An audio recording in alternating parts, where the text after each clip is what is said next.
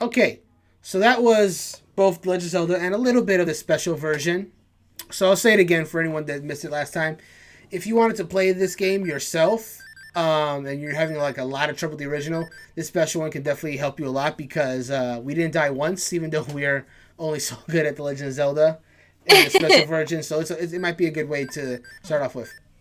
Now, all that being said, the original Legend of Zelda game.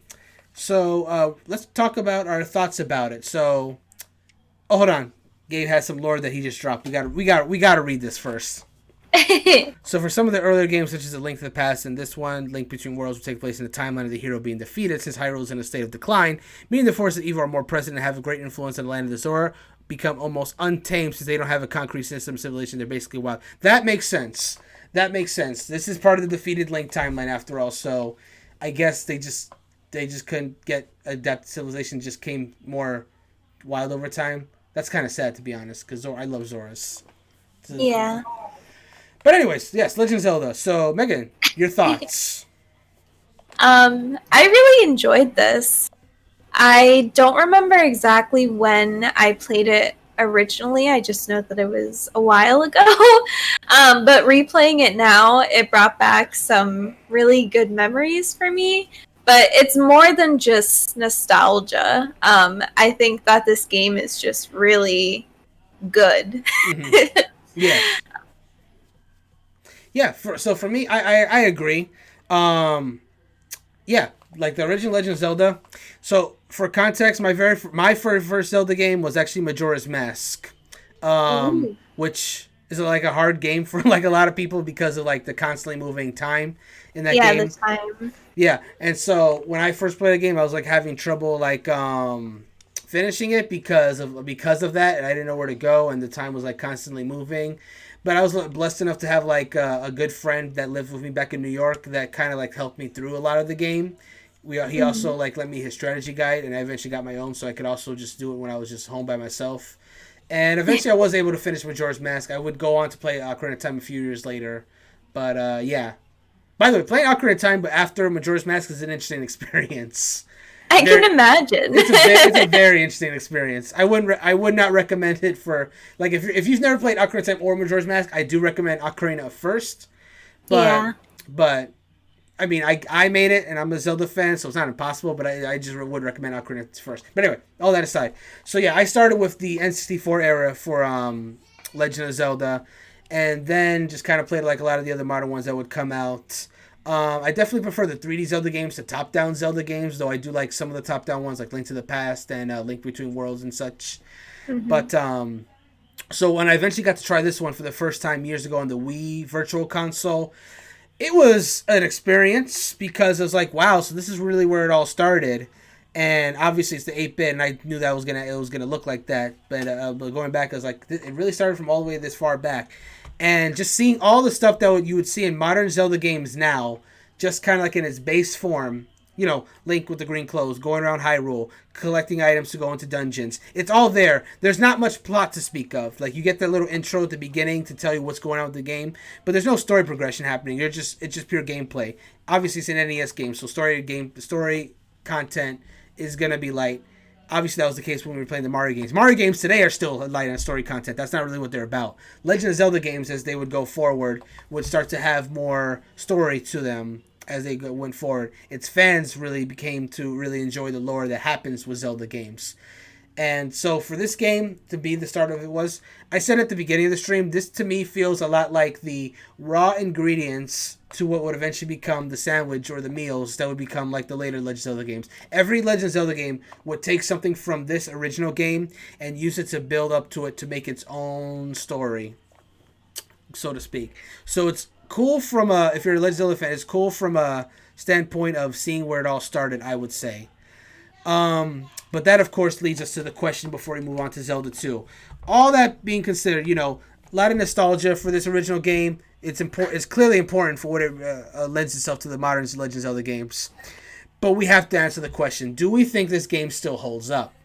Like, would this be something? I finished it because I really wanted to just know how the original Legend of Zelda game was. As a Legend of Zelda fan, I just wanted to say I could beat the original, just so I could learn Like there's a lot of stuff in the original that like later games run off of. Like for example, Megan, have you played Wind Waker? Yes, I have. Okay, so there's like a little tune that happens when you fight Phantom Ganon in this game. Like as soon as Phantom Ganon appears, it goes like something like that. So if you go into the original Legend of Zelda and actually make it to Ganon, then right before Ganon you fight Ganon, that same tune comes on. That and I was like, oh wow, so that's where Wind Waker got it from. So stuff like that, like seeing where modern Zelda games got their stuffs on both musically and gameplay wise, it was a treat. So I will admit that. I'll go ahead and just say this right now. If you are a hardcore Legend of Zelda fan, I think it's worth going through this game at least once. And we mentioned before, you have the special versions to even make that easier for you. But if you're not a hardcore Legend of Zelda fan, you're just someone that just like enjoys games in general. That's what we need to answer right now. Do we think this game still holds up on its own merits? What are you thinking? I personally feel like this game is still very entertaining, even though it's an older game. I could definitely imagine myself spending, a night just binge playing this game. And I have a hard time determining whether or not that's because I really enjoy Legend of Zelda or if it still holds up to the current standard. Right. And that's fair. So for me personally, I like the sense of exploration that this game offers. I'll say that. Like, you really do have a lot of freedom on which way you could go. Ultimately, I think you do have to pretty much complete the dungeons in a certain order if you want to, like, actually progress in the game. But otherwise, aside from that, you do have a lot of freedom of where you can go. Like, we were able to, like, pretty much go around all of Hyrule. And even in the original Legend of Zelda game, like the not special version, if you're just good enough, you can just go pretty much anywhere you want and be fine. But you have to be good enough because this game is hard. I'll say that too. This game is really not as accessible as other Legend of Zelda games. Some Legend of Zelda games are easy to the point where some people will complain that they're even handholdy. This one most definitely is not that. You have to find all your stuff. The sword is pretty much the only thing that's like directly in front of you. Everything else you got to find on your own. You got to find where the first dungeon is. There's no story to guide you where that is. You just got to like explore until you find it. And I just worry that if like a lot of people were to play this game now, they would struggle with it because it offers a lot more freedom and doesn't tell you as much as modern games do. I would say if you're someone that enjoys like I guess tough games where you just like really just enjoy exploring, and I think this game still holds up in that regard. For the average game player though, especially if you grew up on modern Legend of Zelda games but don't consider yourself necessarily a hardcore fan, this might be a tougher sell for those kind of fans, I would say. So that's pretty much my take on it. I know we didn't really answer definitively, but that's pretty much a trend with this show. That's honestly a trend with the show. Like Megan, like for context, me and Gabe 2 weeks ago, we played through NES Open Tournament Golf, and what was the other game? Wrecking Crew. So far, Wrecking Crew is the only game on this show that we've determined does not really hold up. Every other game that we've gotten into, we've either said, "Oh yeah, no, they definitely hold up," or "Yeah, if you like this, you might enjoy playing this." Yeah, but no, Legend of Zelda.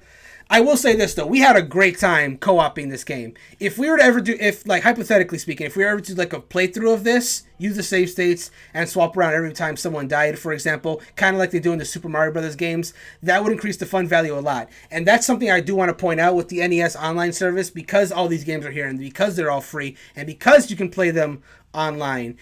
That increases their value a lot. Like, I'd be more willing to go through Legend of Zelda game with a friend than I would be to do another playthrough completely by myself. Like, you couldn't pay me enough to do this game alone again. But if I was to do it with a friend, that could be a fun experience. We could work together, use our experiences, and, like, get through it. So I think this value has increased a lot by playing with a friend, and that's my take on it.